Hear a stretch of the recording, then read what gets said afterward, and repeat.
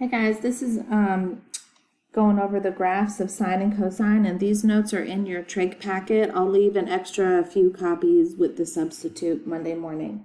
So please pause the video as you need to so that you can get these notes copied into your booklet.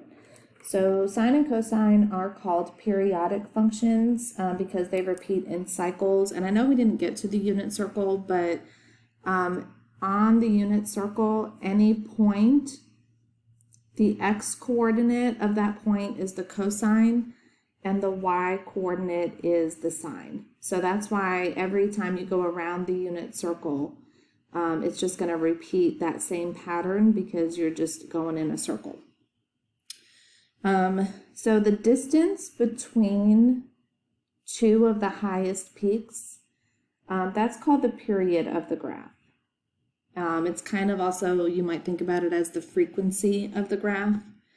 And there's a line that's imaginary that cuts the graph in half this way. And on the original graph, that's the x-axis. The x-axis is going to cut in half, and that's called the midline. So when you find the distance between the midline and whatever the minimum or the maximum of that graph is, that's called the amplitude. So the amplitude is kind of like the height of the graph, but you only count from the middle. And so that should be the same as if I go from the middle to a maximum point. So the period is the length of the cycle. So you can usually go maximum to maximum or minimum to minimum to figure out the period of the graph. And the amplitude is halfway between the minimum and the maximum. And so that's that midline. So the midline is going to shift the graph up and down.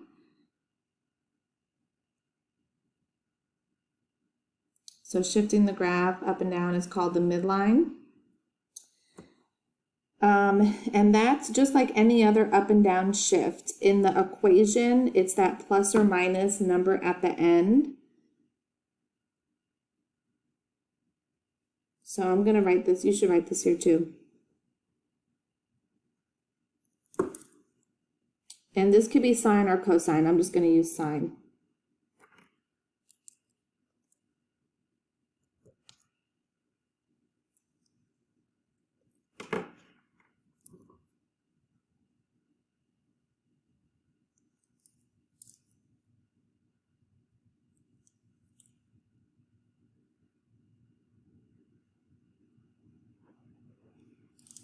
All right, so that's what these equations generally look like. And again, it could be sine or cosine. The A that's in front is the amplitude. The B is related to the period of the graph. We actually have to do 2 pi over B to get the period, basically because 2 pi would be a normal cycle. So we're going to have to divide that by whatever number's in front of x to figure out what our new period is going to be.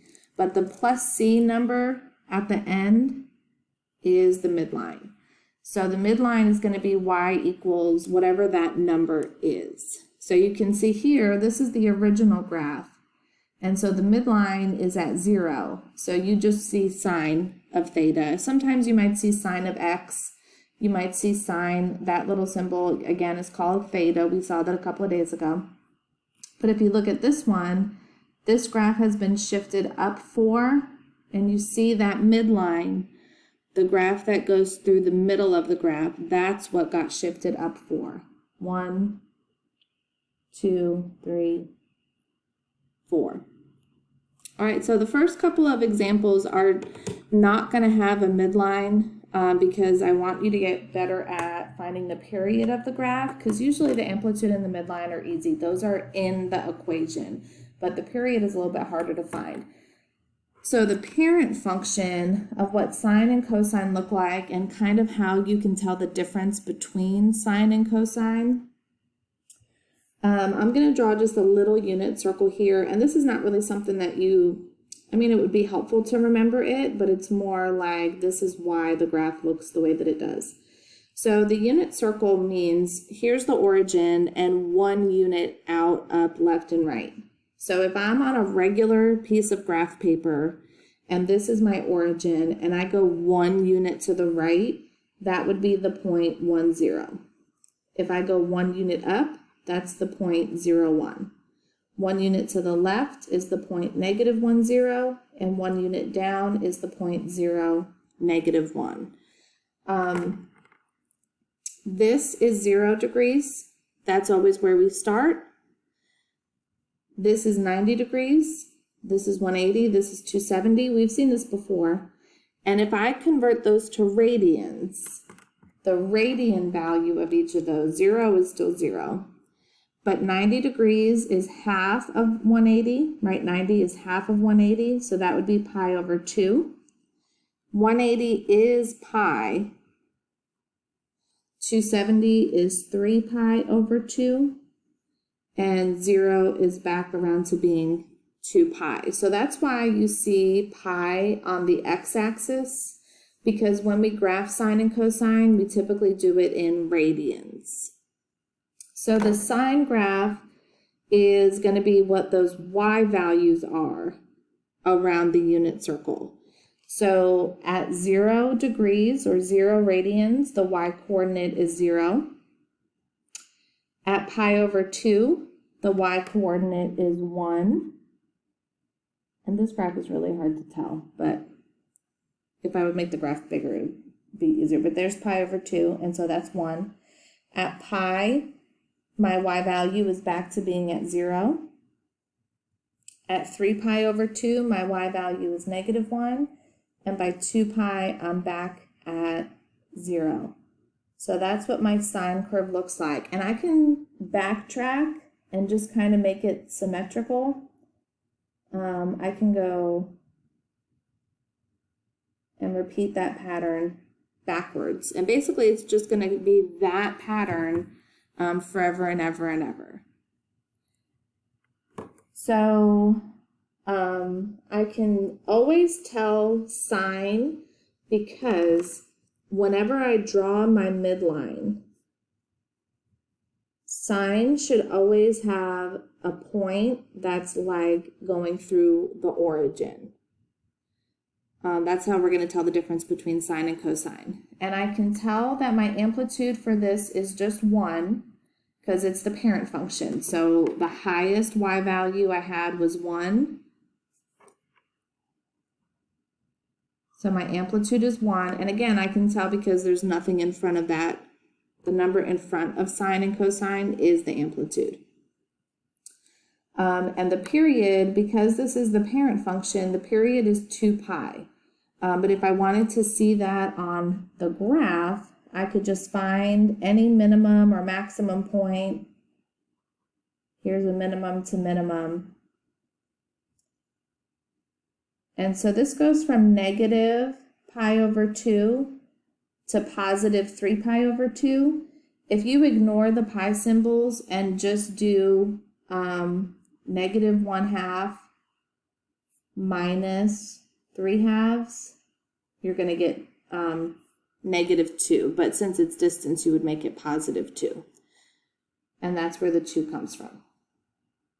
All right, cosine is the y or the x values of this. So same thing, 0 degrees or 0 radians, but this time my cosine is 1. Then at pi over 2, my x-coordinate is at 0. At pi, my x-coordinate is negative 1. At 270 or at 3 pi over 2, my x-coordinate is 0. And by the time I get back to 2 pi, it's about 1. So that's what the parent function of cosine looks like. And again, I can kind of like backtrack.